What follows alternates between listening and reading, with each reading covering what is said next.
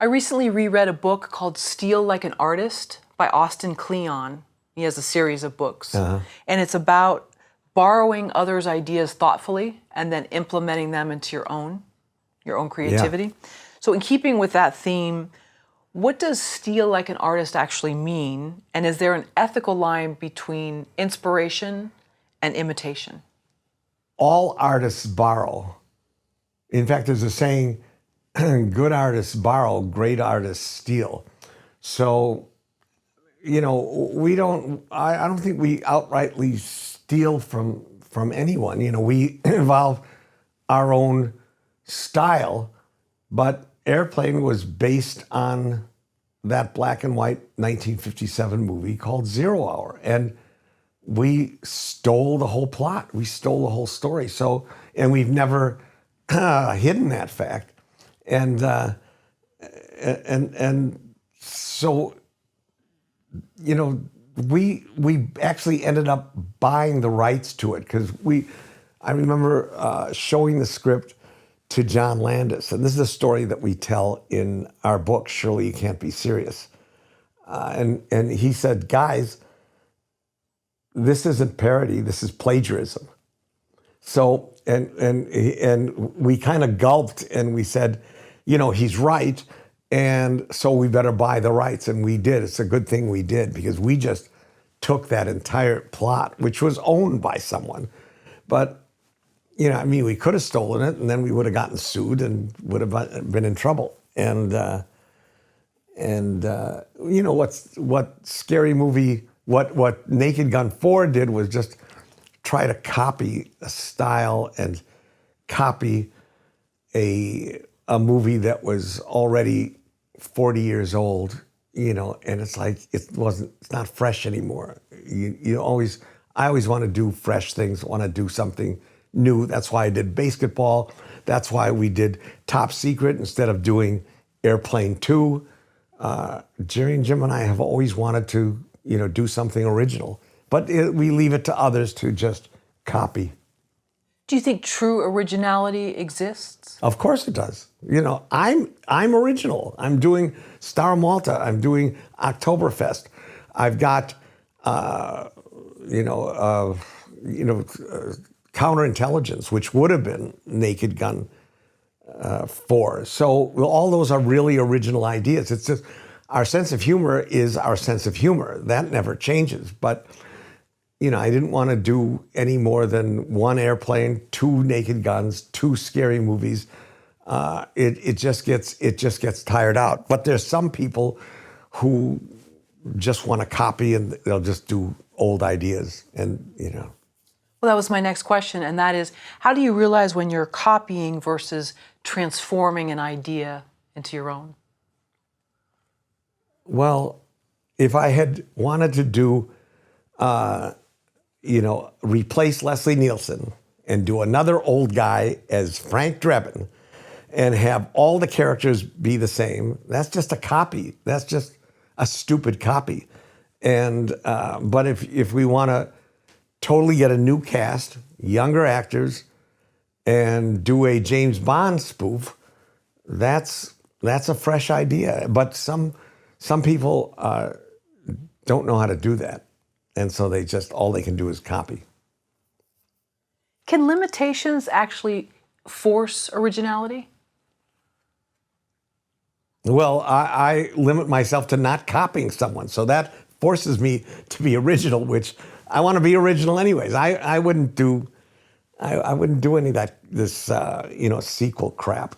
I mean, our Naked Gun would have been a sequel, but we're just using the title. But it's the same sense of humor, but a whole new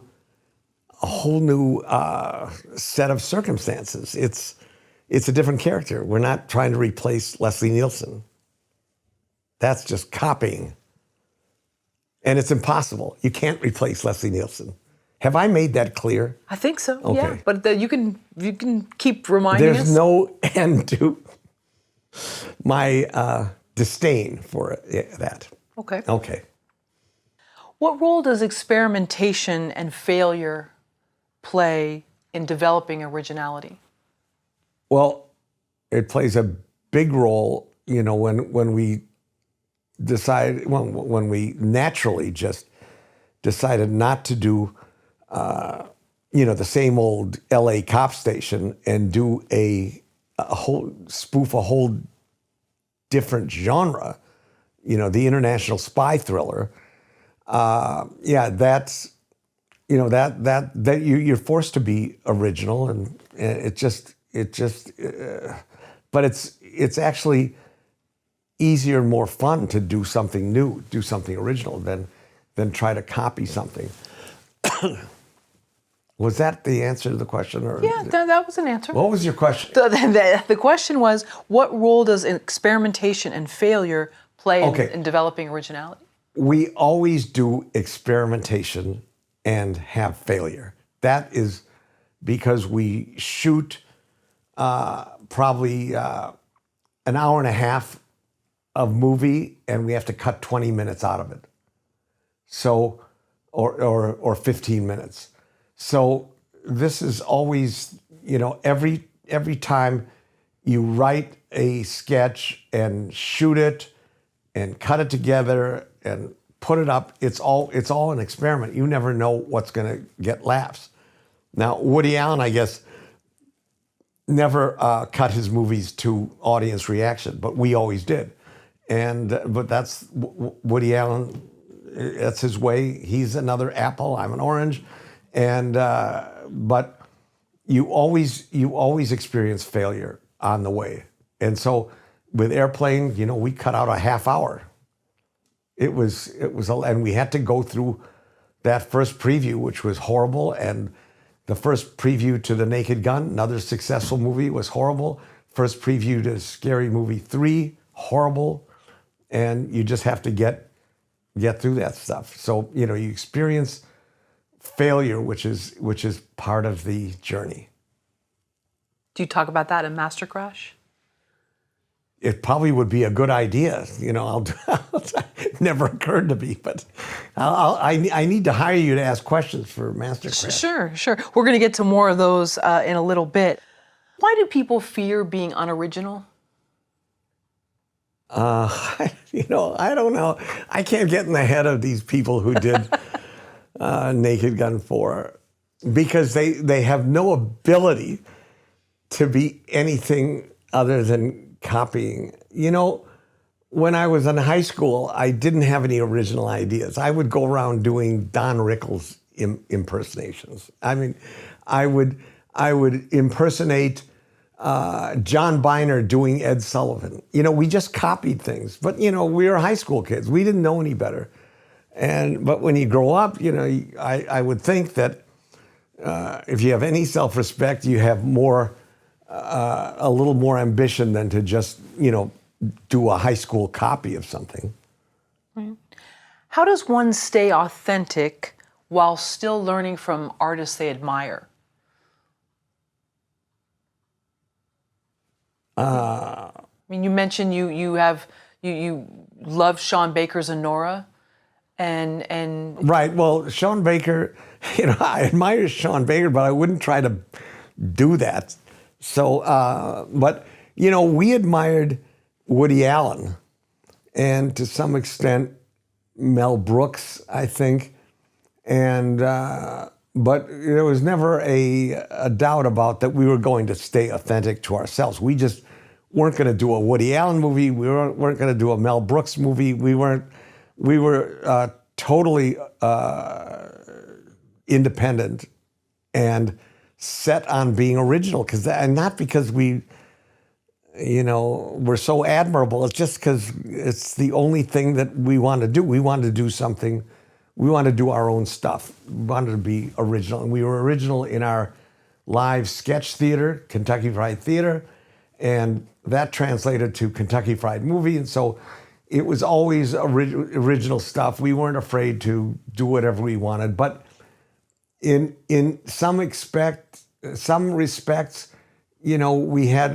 was an homage to Woody Allen and Mel Brooks, because they had kind of pioneered to some extent this kind of spoof, but not in any way the way we did it. I mean, in a way, Mel Brooks did Young Frankenstein. So he did it in black and white, and a definite spoof of Frankenstein, but it was in his own style, which we had no desire to do.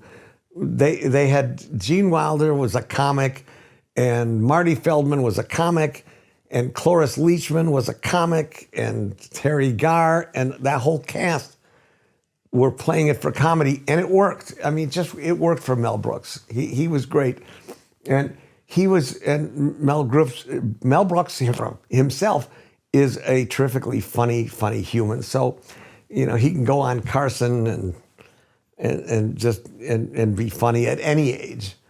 I think he's still walking around. Jerry and I just did a documentary. We had a small part in the documentary about Mel Brooks.